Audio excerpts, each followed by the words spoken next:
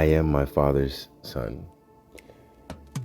I started off actually not much like any boy in our society. I'm the son of a strong black woman and a man that had not at that time fully grown up and matured. I was standing in a line at a gas station a few years back before I got out of the Marine Corps, and I was talking to my mother, and I asked her, about my father, and it dawned on me in that line that without realizing it, I created a beacon that made my choices and my actions similar to my father's. I was too busy staring at that one statement without realizing that there were other men that could actually finish the work that my father was unwilling to do.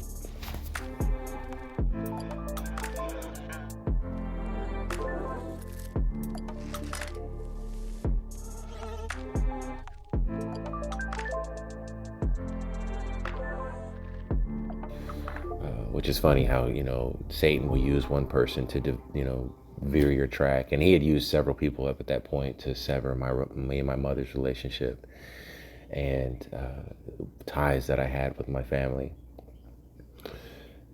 But I audibly heard him. It was audibly as I would have heard any person next to me. The next question you're asked, your answer will be yes.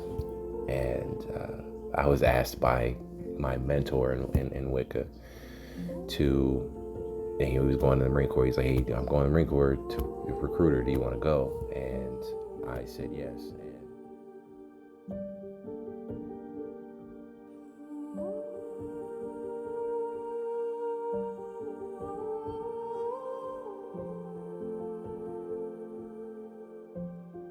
Having skipped a few of those, very key moments in my childhood, I had some growing up to do. And so God had placed several other people after that into my path who imparted into me specific things.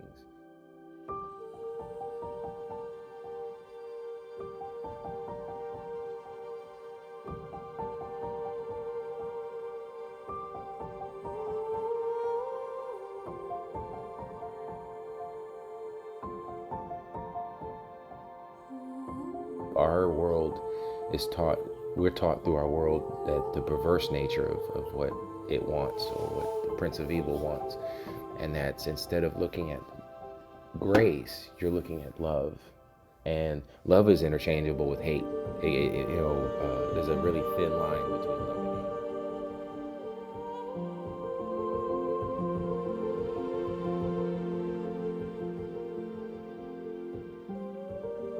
There's another thing actually we got wrong. My wife is not my neck. For years, our society teaches us that that a woman is to be the neck of the head. But that is actually a very manipulative statement because, listen to this, I can't make a move without my neck. Like if I'm staring, and most people know this who actually have neck issues, if you're looking in front of you and your neck is stuck in that one position, you can't see the enemy to the right, left, or behind you. So it's a very manipulative thing to say when it comes to a woman being the neck of the head.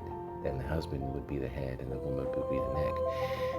The Bible actually speaks otherwise. It says that when you find a good thing, she is a crown that is adorned on your head. And if you think about that, really think about that, that says a lot for the peace that a man places upon his head as a crown, because that crown protects the most important part of your body, and that is your brain, your thought process. And it took years for my wife to actually kind of gear herself towards this, but my wife showed me grace in a time frame where I didn't deserve grace, which opened my eyes to the compassion of God. Again, this is another thing that I say all the time because I was unwilling to share specific stuff with my wife because of my fear of losing her. And I prayed at that moment to God, and I said, Lord, I can't do this. I can't say this unless you make the opportunity there. You open up the opportunity. And a few hours later, there's my opportunity, and I took it. And my wife chose to keep me in her life for whatever reason.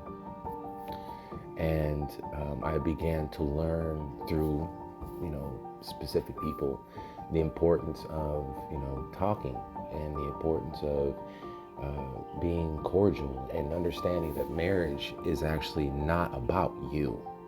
It is about the other person. And this is, again, one of those things that I say the red blue pill community have it wrong, because you're too busy arguing the other sides instead of coming to an agreement in the middle.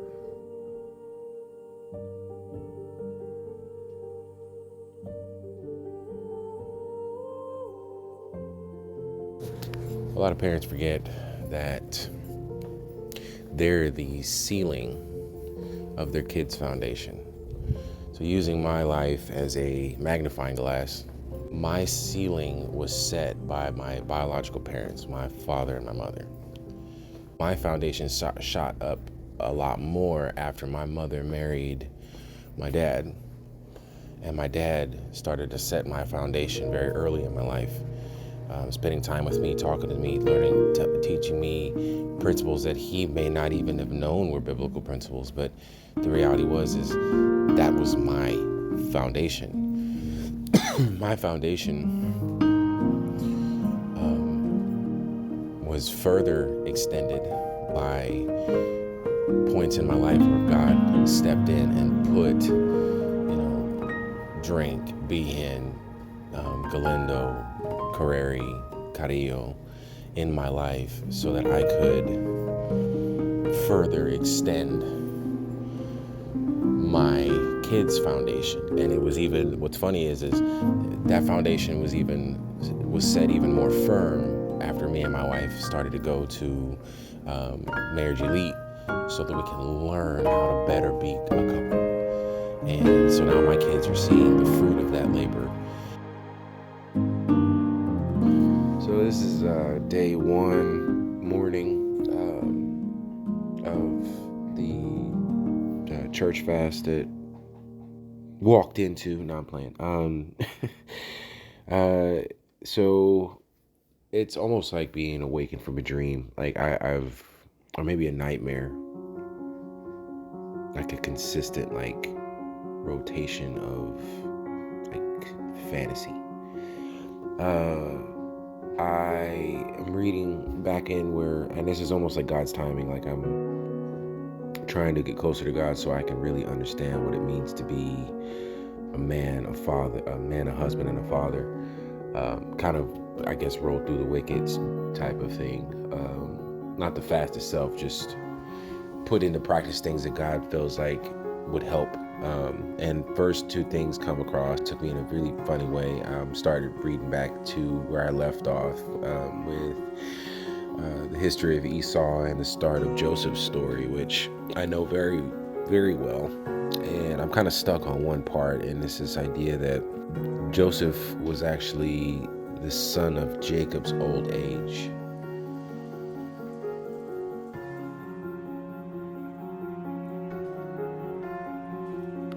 So I call this my wife's Joseph moment.